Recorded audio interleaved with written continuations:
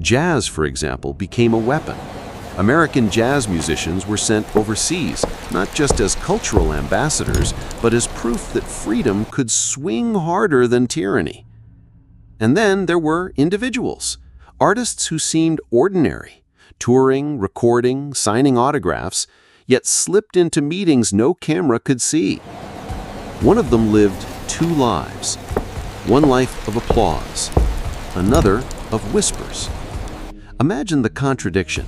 By day, you're adored by fans, celebrated for your talent.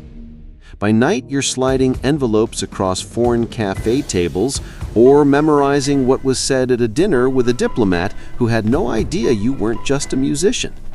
The CIA knew something simple. Nobody suspects the guitarist in the corner or the singer who just got off stage. Musicians travel. Musicians observe. Musicians are invited everywhere.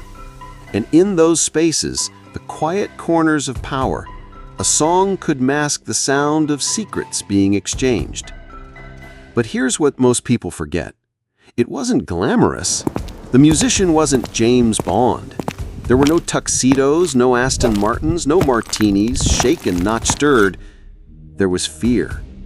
Because every time he boarded a plane with his guitar case, he wasn't just carrying an instrument. He was carrying risk.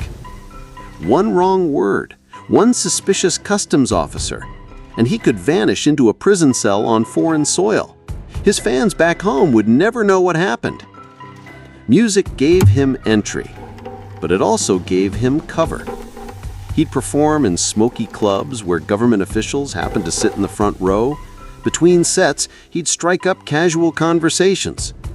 Those conversations would drift into politics, and behind the smile, behind the laughter, he'd be memorizing every detail. What was said, how it was said, what it revealed about the cracks in the system. The CIA didn't always need blueprints or code words. Sometimes they needed moods, atmospheres. Who was disillusioned? Who was corruptible? Who was already questioning the regime? And who better to pick up those whispers than a musician who knew how to listen? But this story isn't just about espionage. It's about the cost of living in two worlds. Because the applause felt real, the music felt alive, but the silence after each concert, the moment the crowds dispersed, that